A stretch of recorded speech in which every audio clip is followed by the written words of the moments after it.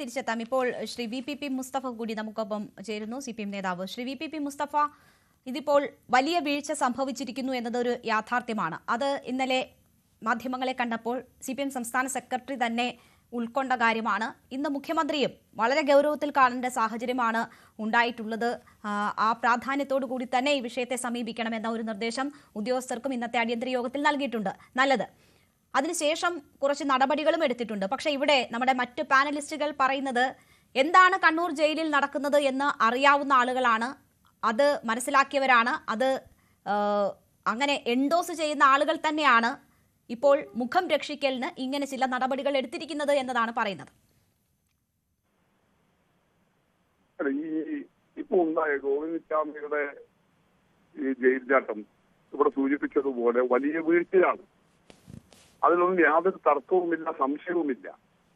പക്ഷെ നിങ്ങൾ അവതരിപ്പിക്കാൻ ഇന്നിപ്പോ ശ്രമിക്കുന്നത് എന്താ? ഇത് കണ്ണൂർ ജയിലിൽ മാത്രം കണ്ണൂർക്കാരനായ പിണറായി വിജയന്റെ ഭരണത്തിൽ സംഭവിച്ച ഇതുവരെ നടക്കാത്ത എന്തോ ഒരു വലിയ അത്യാഹിതം എന്ന മട്ടിൽ. അതിന്റെ പ്രതീതി എന്താ?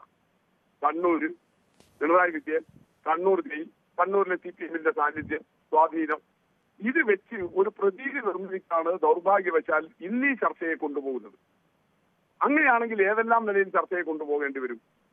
ഒരു മാധ്യമപ്രവർത്തക നിലയിൽ, ഞാൻ മറ്റേ പാനലിസ്റ്റുകളുടെ കാര്യത്തിൽ ഇടപെടുന്നില്ല, ഒരു മാധ്യമപ്രവർത്തക നിലയിൽ താങ്കൾക്ക് ഓർമ്മയുണ്ടാവുമല്ലോ, ഗുജറാത്തിൽ 6 വർഷം ഒരു വ്യാജ കോടതി പ്രവർത്തിച്ചു. ഇപ്പൊ റീസെന്റ്, ഒരുപാട് അന്ധകാലത്തൊന്നുമല്ല, കഴിഞ്ഞ വർഷമാണല്ലോ അത് കണ്ടുപിടിക്കപ്പെട്ടത്. 6 വർഷം ഒരാള് ജഡ്ജിയായിരുന്ന് പോലീസിനെയും പാർട്ടികളെയും ഉദ്യോഗസ്ഥന്മാരെയും എല്ലാം വിളിച്ചു വരുത്തി 6 വർഷം ഒരു വ്യാജ കോടതി നടത്തി. ആരുടെ നാടാ? ഇന്ത്യൻ പ്രധാനമന്ത്രിയുടെ നാട്. അദ്ദേഹം 14 വർഷം മുഖ്യമന്ത്രിയായിരുന്ന നാട്. ഇപ്പോഴത്തെ കേന്ദ്ര ആഭ്യന്തരമന്ത്രി, സംസ്ഥാന ആഭ്യന്തരമന്ത്രിയായിരുന്ന നാട്. 6 വർഷം ഒരു വ്യാജ കോടതി. എന്തേ കണ്ടുപിടിക്കാൻ കഴിയാതിരുന്നത്? എന്തേ അങ്ങനെ ഈ 6 വർഷം ഒരു തടസ്സവുമില്ലാതെ അങ്ങനെ ഒരു വ്യാജ കോടതി പ്രവർത്തിക്കാൻ ഇടയായത്? ഉത്തർപ്രദേശിൽ മറ്റൊരു രാജ്യത്തിന്റെ വ്യാജ എംബസി പ്രവർത്തിച്ചില്ലേ? 1 ദിവസം 2 ദിവസമല്ല, മാസങ്ങൾ പ്രവർത്തിച്ചില്ലേ ഒരു വ്യാജ എംബസി? കുറേ കണ്ടുപിടിക്കാൻ വേണ്ടി കഴിഞ്ഞത്. എങ്ങനെയാ സംഭവിച്ചത്? അതുകൊണ്ട് ഗുജറാത്തും ഉത്തർപ്രദേശും ഒക്കെ വമ്പം മോശമാണ്. അവിടുത്തെ BJP ഭരണത്തെയും അതിന്റെ കെടുതികളെയും ഞങ്ങൾ വിമർശിക്കും. നമ്മൾ ഇങ്ങനെ കാണണ്ടേ വസ്തുതയെ? ഇത്തരം സംഭവങ്ങൾ നടക്കുന്നത്. പൂജപ്പുര സെൻട്രൽ ജയിലിൽ നിന്ന് ജയിൽ ചാട്ടം ഉണ്ടായിട്ടില്ലേ? ഇന്നലെ ശ്രീ അലക്സാണ്ടർ ജേക്കബ്, കേരളത്തിലെ പോലീസ് ഉദ്യോഗസ്ഥരിൽ ഏറ്റവും ജെന്റിൽമാൻ ആയിട്ടുള്ള ഒരാളാണല്ലോ, അദ്ദേഹം ഒരു ചാനലിൽ ഇതുപോലെ ചർച്ചയിലുണ്ടായിരുന്നു. അദ്ദേഹം പറഞ്ഞ ഒരു അനുഭവം എന്താ?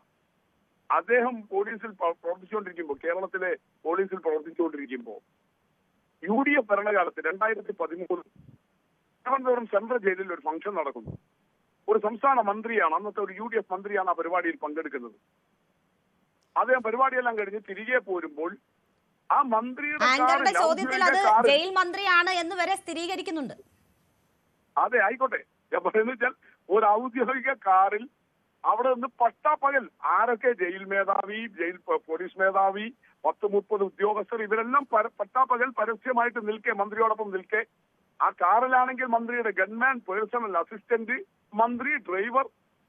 നിങ്ങൾ നോക്കൂ, ആ കാറിൽ ഒരു ജയിൽ പുള്ളി കയറി പൂജപ്പുരയിൽ നിന്ന് സെക്രട്ടേറിയറ്റ് വരെ വന്നില്ലേ? ഇതെല്ലാം സംഭവിച്ചിട്ടില്ലേ? അപ്പൊ അതുകൊണ്ട് അങ്ങനെയാണെങ്കിൽ പൂജപ്പുര സെൻട്രൽ ജയിലും തിരുവനന്തപുരം ജില്ലയും ഒക്കെ ഒരു പ്രത്യേക ഫോക്കസിൽ ചർച്ച ചെയ്യപ്പെട്ടിട്ടുണ്ട്.